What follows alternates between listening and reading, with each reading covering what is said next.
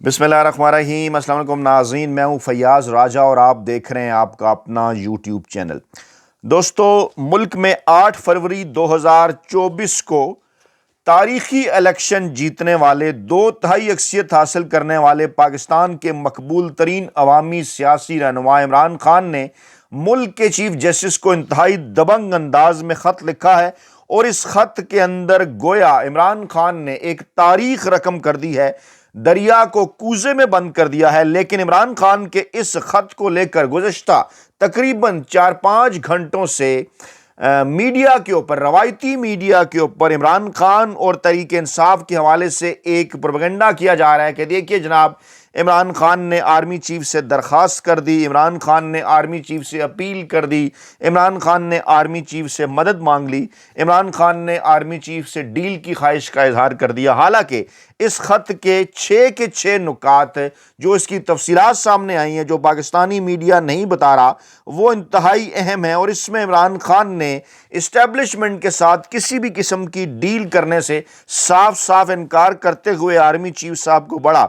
واضح پیغام دیا ہے، اور اسے اس لحاظ سے بھی ایک خطرناک خط قرار دیا جا رہا ہے کیونکہ پاکستان کی تاریخ کے اندر اب عمران خان کی یہ تاریخی دستاویز گویا کہ محفوظ ہو کر رہ گئی ہے، اور آئندہ آنے والے دنوں کے اندر عدالتی معاملات کو اگر دیکھا جائے، سفارتی معاملات کو اگر دیکھا جائے، بدلتے ہوئے سیاسی ماحول کو اگر دیکھا جائے، تو عمران خان کا یہ خط کسی بھی عدالتی، کسی بھی سفارتی، کسی بھی عوامی فورم کے اوپر پیش کیا جا سکتا ہے۔ اور عمران خان نے واضح طور پر تمام تر کرداروں کا اس خط کے اندر ذکر کیا جن کے ذریعے 8 فروری 2024 کو پاکستانی عوام کا مینڈیٹ چھینا گیا۔ گویا یہ کہا جا سکتا ہے کہ یہ جو 6 نکات ہیں، انہوں نے اس وقت اسلام آباد کے اندر تھرتھلی مچا دی ہے۔ ایک ایک کر کے یہ تمام نکات آپ کے سامنے رکھیں گے کیونکہ اس کا ایک باقاعدہ طور پر بیک گراؤنڈ ہے۔ پہلے وہ سمجھیے، یہ خط ایک ایسے موقع پہ سامنے آیا ہے کہ جب پاکستانی عدلیہ کو ماسی ویڑا بنا لیا گیا ہے، اور جس کا جو دل چاہ رہا ہے وہ پاکستانی عدلیہ کے ساتھ کر رہا ہے، آئین اور قانون کے نام پر 26ویں آئینی ترمیم جیسی غیر آئینی اور غیر قانونی ترمیم کے نام پر پاکستانی عدالتوں کا، پاکستان کی اعلیٰ ترین عدلیہ کا بیڑا غرق کر دیا گیا ہے۔ اور اسلام آباد ہائی کورٹ کے اندر جو کچھ کیا گیا وہ جناب آپ کے سامنے ہے، اور پاکستان تحریک انصاف 8 فروری کو جلسے کا اعلان کر چکی ہے۔ 8 فروری کے جلسے کی اجازت کے لیے پاکستان تحریک انصاف نے لاہور ہائی کورٹ سے رجوع کر لیا ہے۔ پی ٹی آئی پنجاب کی چیف آرگنائزر عالیہ حمزہ صاحبہ کی جانب سے مینار پاکستان گراؤنڈ میں جلسے کی اجازت کے لیے لاہور کی ہائی کورٹ کے اندر درخواست دائر کر دی گئی ہے، اور یہ موقف اختیار کیا گیا ہے کہ 8 فروری کو مینار پاکستان گراؤنڈ میں جلسے کی اجازت کے لیے ہم نے ڈپٹی کمشنر کو درخواست دی، لیکن کوئی سنوائی نہیں ہوئی۔ درخواست میں کہا گیا کہ 29 جنوری کو درخواست دی، تاحال ڈی سی آفس میں کوئی ہمیں جو ہے وہ اس کا فیڈ بیک، اس کا رسپانس نہیں ملا۔ ہمیں ہراساں کیا جا رہا ہے، درخواست واپس لینے کی دھمکیاں دی جا رہی ہیں، اور درخواست میں اس بات کی استدعا کی گئی ہے لاہور ہائی کورٹ کو کہ 8 فروری کو پاکستان تحریک انصاف کو مینار پاکستان گراؤنڈ میں جلسے کی اجازت دی جائے۔ درخواست میں یہ بھی کہا گیا ہے کہ پی ٹی آئی کے بے گناہ کارکنان کو ہراساں کرنے اور اغوا کرنے سے روکا جائے۔ جی ہاں، عمران خان ایک بار پھر تمام تر جو ان کے پاس عدالتی آپشنز ہیں، ان تمام تر چیزوں کے باوجود کہ عدالتوں سے مسلسل پاکستانی اسٹیبلشمنٹ کی خواہش پر، طاقتور حلقوں کی خواہش پر، اس چنتخب حکومت کی خواہش پر پاکستان تحریک انصاف اور عمران خان کے خلاف فیصلے آ رہے ہیں، لیکن اس کے باوجود عمران خان ایک زبردست عوامی اور سیاسی لیڈر، آئین اور قانون کے اوپر یقین رکھنے والے سیاسی لیڈر، عدالتوں کے اوپر یقین رکھنے والے سیاسی لیڈر تمام تر عدالتی آپشنز استعمال کر رہے ہیں۔ اس کے بعد وہ گراؤنڈ کے اندر اتریں گے، یہ بات آپ کو بتانا ضروری تھی۔ اب اس کانٹیکسٹ میں آپ نے دیکھنا ہے آرمی چیف کو لکھے گئے اس خط کو، پھر عمران خان کے خلاف جو 190 ملین پاؤنڈ کیس کا فیصلہ جن صاحب نے سنایا، ان کا اب پھر تبادلہ کر دیا گیا جج ناصر جاوید رانا صاحب کو، اور وہ اب ڈسٹرکٹ اینڈ سیشن جج ویسٹ تعینات کر دیے گئے ہیں۔ مرضی کا کام ان سے لے لیا گیا، مرضی کی جگہ پر انہیں بھیج دیا گیا، اور جناب اب ان کی جگہ نیا اپنی مرضی کا جو بندہ ہے وہ لایا جائے گا اگلی کارروائی کے لیے۔ اس کے بعد جناب اسلام آباد ہائی کورٹ کے اندر کیا ہوتا ہے، انتظامی کمیٹی میں تبدیلی کر دی جاتی ہے، چیف جسٹس عامر فاروق صاحب چیئرمین مقرر کر دیے جاتے ہیں۔ یہ اسی طرح کی کمیٹی ہے جیسے سپریم کورٹ میں یحییٰ آفریدی صاحب کی اور امین الدین صاحب کی کمیٹیاں مرضی کے کام کرتی ہیں، جس کا آغاز قاضی فیض عیسیٰ صاحب نے کیا تھا۔ خیر ایک بات آپ نے یاد رکھنی ہے، آپ اس کے اوپر کمنٹ بھی ضرور کیجئے گا اور اپنا فیڈ بیک بھی دیجئے گا کہ جو پہلی کارروائی ہے پاکستانی عدلیہ کے اندر اس خرابی کی، اس کا آغاز کہاں سے ہوا تھا۔ قاضی فیض عیسیٰ صاحب اس خرابی کے سرخیل تو ہیں ہی، منصور علی شاہ صاحب نے بھی اور اطہر من اللہ صاحب نے بھی پورا اس کے اندر حصہ ڈالا تھا۔ آپ کو یاد ہوگا کہ جب الیکشن کے حوالے سے معاملات چل رہے تھے، پاکستان تحریک انصاف 90 دنوں کے اندر الیکشن مانگ رہی تھی، بینچ بنا تھا، فیصلہ بھی آ گیا تھا 3-2 کا، پھر اس کو 4-3 کی ڈیبیٹ میں کس نے جو ہے وہ کنورٹ کیا، قاضی فیض عیسیٰ صاحب کی طرح بینچوں کی تبدیلیوں کے جناب وہ جو اس وقت جو معاملات تھے وہ کون کرتا رہا، عطا بندیال صاحب ہیں، ان کے دور کے اندر کس طرح سے منصور علی شاہ صاحب اور اطہر من اللہ صاحب بینچوں سے اٹھ کر جاتے رہے، قاضی فیض عیسیٰ کی پیروی کرتے رہے اور اس کے بعد سپریم کورٹ کے اندر یہ تقسیم کو مزید گہرا اور واضح کرتے رہے۔ اس وقت اگر آئین اور قانون کے تحت فیصلے ہوتے تو یہاں تک معاملات نہ پہنچتے۔ اب اطہر من اللہ صاحب چاہے گونگلوں سے مٹی جھاڑیں، چاہے منصور علی شاہ صاحب خط پہ خط لکھیں، ان کا اپنا بھی اس حوالے سے کردار رہا ہے۔ یہ بیک گراؤنڈ میں نے آپ کو بتانا ہے تاکہ آپ کو عمران خان کا لکھا گیا خط بہتر انداز میں سمجھ آئے۔ تو جناب نوٹیفیکیشن جو جاری کیا اسلام آباد ہائی کورٹ نے، اس کے مطابق سینئر ترین جج جسٹس سرفراز ڈوگر صاحب، سینیارٹی لسٹ بھی جاری کر دی نا، ان کو شامل کر لیا، اور جسٹس خادم حسین سومرو جو سندھ ہائی کورٹ سے لائے انہیں بھی انتظامی کمیٹی میں شامل کر لیا، یعنی اپنی مرضی کے بندے۔ وہاں پر جو سینئر جج صاحبان ہیں، چاہے وہ محسن اختر کیانی ہیں، چاہے جناب وہ سردار اعجاز اسحاق ہیں، ان کو کر دیا سائڈ پہ، کیونکہ وہ آئین اور قانون کے تحت فیصلے دے رہے تھے۔ پہلے بھی انہوں نے خط لکھا تھا اپنے چیف جسٹس کو بھی، چیف جسٹس قاضی فیض عیسیٰ کو بھی، کوئی سنوائی نہیں ہوئی۔ انہوں نے کہا تھا کہ براہ راست مداخلت ہے ہمارے کام کے اندر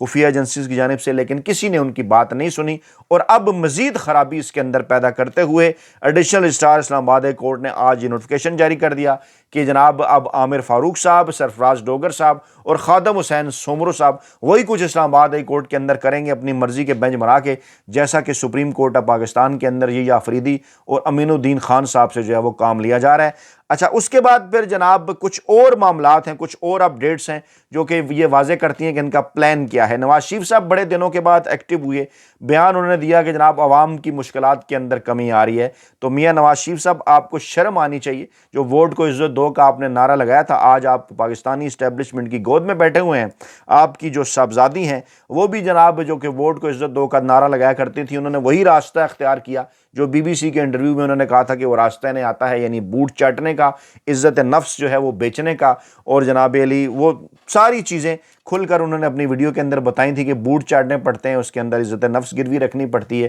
جوتے آپ کو چمکانے پڑتے ہیں، سارے کام انہوں نے وہی کیے۔ اچھا، اس کے بعد پھر جناب یہ جو سینیارٹی لسٹ تبدیل ہوئی، یہ جو اسلام آباد ہائی کورٹ میں معاملہ ہوا، اس پر چیف جسٹس آفریدی صاحب فرماتے ہیں کہ وقت لگے گا اور سب کچھ ٹھیک ہو جائے گا۔ بڑے حیران کن انداز میں انہوں نے کہا جناب میں تو ہائی کورٹ کے جج میں گپ شپ لگانے جاؤں گا، وفاق کی بڑی علامت ہے، اچھی بات ہے سندھ اور بلوچستان سے جج آئے ہیں۔ بھائی وفاق کی علامت ہے، اس کا مقصد کیا ہے؟ اس موقع کو جو آپ نے ترمیم کی ہے، وہاں کی سینیارٹی لسٹ آپ نے متاثر کر دی، وہاں کے ججز کے اندر آپ اکثریتی طور پر ایسے ججز لے آئے جو کہ آئین اور قانون کی بجائے آپ کی مرضی کے فیصلے کرتے ہیں، طاقتور حلقوں کی مرضی کے فیصلے کرتے ہیں، اس چنتخب حکومت کی مرضی کے فیصلے کرتے ہیں۔ اور آپ نے جب دیکھا کہ اب عمران خان صاحب کے معاملات کیسز اسلام آباد ہائی کورٹ کے اندر جائیں گے، دنیا میں عالمی سطح پر تبدیلیاں آ چکی ہیں، وہاں سے آوازیں اٹھیں گی کہ آپ کیا کر رہے ہیں، تو وہاں پر آپ کہیں گے نہیں جناب یہ فیصلے تو عدالتوں سے آ رہے ہیں۔ اور آج موصوف نے کہا کہ جناب ایک بلوچی بولنے والا آیا ہے، ایک سندھی بولنے والا آیا ہے، تو اسلام آباد ہائی کورٹ کے اندر دیکھیں پورے پاکستان کی یہ عدالت ہے، یعنی ان چیزوں کے پیچھے وہ چھپنے کی کوشش کر رہے ہیں۔ پھر وہ کہہ رہے ہیں جناب کہ میں ٹرانسفر کی تجویز سے کیوں متفق ہوا، کیونکہ یہ آئین جو ہے وفاقی اکائیوں میں نمائندگی، ان کی نمائندگی مساوی ہونے کا کہتا ہے۔ اور جناب آگے چل کر جب سینیارٹیوں پر بات ہوگی، ایشو آئے گا تو معاملہ ہمارے پاس آئے گا، جواب مل جائے گا۔ یعنی کہ چیف جسٹس یحییٰ آفریدی صاحب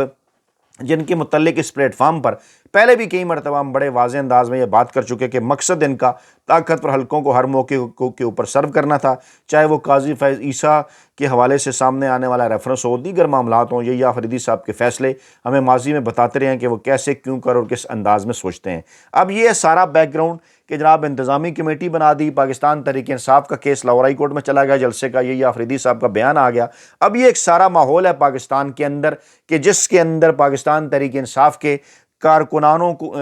کہ جو کارکنان ہیں ان کو 9 مئی اور 26 نومبر کو جس طرح سے ان کے ساتھ جو ہے وہ آئین اور قانون کے برخلاف جو ہے ان کے ساتھ جس طرح سے زیادتی کی گئی، جس طرح سے انہیں جیلوں کے اندر ڈالا گیا، سیدھی گولیاں ان کے اوپر برسائی گئیں، یہ وہ سارا ماحول ہے کہ جس میں عمران خان نے یہ خط لکھا ہے، اور اس کے جو نکات ہیں وہ بڑے امپارٹنٹ ہیں۔ عمران خان کے وکیل نے اس کی تصدیق کر دی، بیرسٹر گوہر نے بھی تصدیق کر دی کہ عمران خان نے بطور سابق وزیر اعظم اور پارٹی سربراہ کا یہ خط لکھا ہے۔ اس میں عمران خان صاحب نے آرمی چیف صاحب کو کہا ہے کہ جناب آپ اپنی پالیسیاں تبدیل کریں جو اس وقت پاکستان تحریک انصاف کے حوالے سے ہیں، جو اس وقت مقبول کی مقبول ترین عوامی سیاسی جماعت کے حوالے سے ہیں۔ جوڈیشل کمیشن بنانے کی بھی عمران خان نے بات کی۔ کچھ لوگ کہیں گے کہ کیوں بات کر رہے ہیں آرمی چیف سے، تو سب کو اس بات کا اندازہ ہے کہ جوڈیشل کمیشن کون نہیں بنانا چاہتا یا کس نے نہیں بننے دیا، واضح کر چکے ہیں یہ کمیٹی کے اندر اعجاز الحق صاحب بھی، وہ کس کے نمائندے ہیں، سب کو اس بات کا پتہ ہے انہیں نمائندگی کیوں کمیٹی کی دلائی گئی۔ اس حکومت کی کسی قسم کی کوئی اوقات نہیں۔ عمران خان صاحب پاکستان تحریک انصاف یہ بات پہلے بھی کہہ چکے ہیں، اور آج اس خط کے ذریعے ایک بار پھر انہوں نے یہ واضح کر دیا ہے کہ کہاں سے اس کمیشن بنانے کو روکا گیا، اور اس لیے عمران خان صاحب نے وہیں جا کر یہ بات کی۔ پھر جناب دہشت گردی کے خلاف جنگ میں عمران خان نے بالکل فوج سے اظہار یکجہتی کیا۔ فوج روزانہ کی بنیاد پر قربانیاں دے رہی ہے اور پوری قوم فوج کے ساتھ کھڑی رہے، اس کی ضرورت ہے۔ بالکل درست بات، ایسا ہی ہے۔ ایک بہترین عوامی قومی رہنما کے طور پر عمران خان نے جناب بالکل زبردست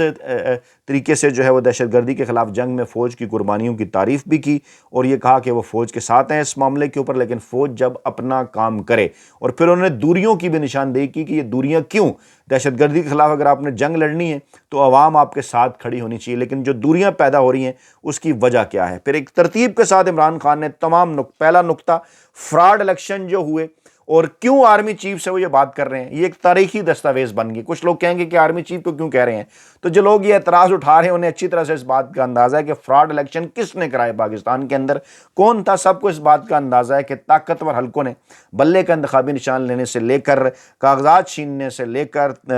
اور جو ہے وہ عوامی رابطہ مومنہ چلانے سے لے کر دیگر جتنے معاملات ہیں، اور منی لانڈرنگ جو منی لانڈرز ہیں ان کو جتوانے سے متعلق تمام تر چیزیں طاقتور حلقوں کے ذریعے ہوئیں۔ عمران خان نے اس تاریخی دستاویزات کے اندر اس کو جو ہے وہ ڈاکومنٹ کر دیا ہے، اور یہ خط لکھ کر عمران خان نے ایک تاریخ رقم کر دی ہے۔ دوسرا نقطہ 26ویں آئینی ترمیم کس کے کہنے کے اوپر ہوئی، اور قانون کی حکمرانی اور عدلیہ متاثر ہونے کے اوپر یہ تمام تر چیزیں کس کے کہنے کے اوپر یہ 26ویں آئینی ترمیم ہوئی، کس کی یہ خواہش تھی، کہاں سے راتوں رات احکامات آئے، کہاں سے لوگوں کو اکٹھا کیا گیا، سب کو اس بات کا پتہ ہے۔ یہ بھی طاقتور حلقوں کی جانب سے کیا گیا، اور پھر ملک کی عدلیہ کا بیڑا غرق کر دیا گیا۔ عمران خان نے القادر ٹرسٹ کیس کا فیصلے کا بھی حوالہ دیا، وہ بھی سب کو پتہ ہے کہ کون 3 مرتبہ اس کو ملتوی کراتا رہا، کون عمران خان صاحب سے بار بار رابطے کرتا رہا، کون عمران خان سے ڈیل مانگتا رہا، جس پر عمران خان ڈیل سے انکار کرتے رہے، تو القادر کیس کا فیصلہ آ گیا۔ پھر جناب پیکا ایکٹ کو جناب جس طرح سے عمران خان نے پیکا ایکٹ کے اوپر بھی آواز اٹھائی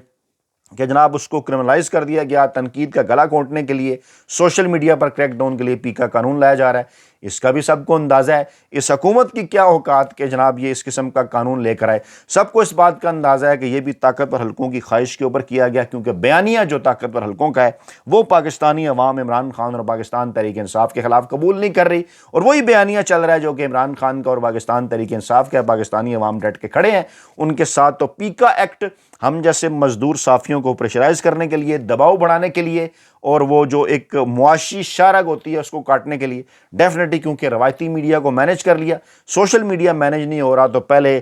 چاہے اس کے ذریعے ٹویٹر کو بند کر دیا، اس کے بعد جناب وی پی این کے حوالے سے اقدامات، انٹرنیٹ کو سلو کر دیا، سوشل میڈیا ایپس کو بند کر دیا، اور اب آخر میں پیکا ایکٹ، یعنی کچھ بھی جب نہیں ہو رہا تو پھر آخرکار اس طرح زبردستی جو ہے وہ سوشل میڈیا کا گلا گھونٹا جائے۔ اور یہ بھی کہاں سے ہو رہا ہے سب کو اس بات کا اندازہ ہے، اس کا ذکر بھی عمران خان نے کیا۔ چوتھے نقطے کے اوپر عمران خان نے جو پی ٹی آئی اور پاکستان تحریک انصاف کے خلاف دہشت گردی کے پرچے ہیں، جو چھاپے ہیں، جو گولیاں جو ان کے گھروں پر چھاپے مارے جا رہے ہیں، جو سیدھی گولیاں ان پر جو ہے وہ چلائی جا رہی ہیں، اور جو صحافیوں کو دھمکیاں دی جا رہی ہیں، یہ جو سارا نزلہ ہے یہ فوج کے اوپر گر رہا ہے۔ اور عمران خان نے واضح کیا کہ اس وجہ سے عمران خان انہوں نے یہ کہا کہ پاکستانی عوام اور فوج کے درمیان دوریاں پیدا ہو رہی ہیں۔ پھر 5واں نقطہ انٹیلیجنس اداروں کے حوالے سے ہے کہ انٹیلیجنس ادارے بجائے اس کے کہ وہ ملک کی سرحدوں کے حوالے سے کام کریں اور پاکستان میں دہشت گردی کے خلاف جو جنگ ہے اس وقت پاکستان کی، اس کے اندر وہ کام کریں۔ وہ ایک پولیٹیکل پارٹی، ایک سیاسی جماعت کو دیوار پر لگانے کے حوالے سے کام کر رہے ہیں،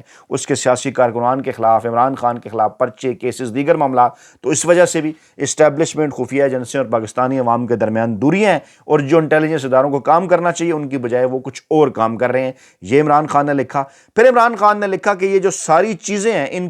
ان کی وجہ سے کیا ہو رہا ہے، پاکستانی معیشت اس وقت گھٹنوں پر آ چکی ہے، نیچے گری ہوئی ہے، روپے کی قدر رو کر معیشت کو متاثر کر دیا ہے حکومت نے، سرمایہ کاری کم سطح پر ہو کر رہ گئی ہے، اور اس کے بعد انٹرنیٹ بند کرنے سے آپ نے آئی ٹی کا جو ہے وہ بھی پاکستان کے اندر جو ہے بیڑا غرق کر دیا ہے۔ جو ڈیجیٹل اکانومی آج دنیا جس پہ کام کر رہی ہے اس کا بھی آپ نے بیڑا غرق کر دیا۔ یعنی 1 2 3 4 5 6 تمام نکات ایک تاریخی دستاویز ہیں جس میں عمران خان نے واضح طور پر کوئی بھی ڈیل دینے سے انکار کرتے ہوئے یہ پیغام دیا ہے ان 6 نکات کے اندر کہ عوامی جد و جہد کے نتیجے میں پاکستان تحریک انصاف آئندہ آنے والے دنوں میں یہ جو چنتخب حکومت ہے اس کو گھر بھیجے گی، اور اس حوالے سے پہلے سٹیپ کے طور پر عدالتوں کے پاس جا رہے ہیں۔ وہاں اگر معاملات ٹھیک نہیں ہوئے تو پھر ہم سڑکوں کے اوپر جائیں گے، اور پہلے سے ملک کے طاقتور ترین ادارے کو اس حوالے سے تفصیلات عمران خان نے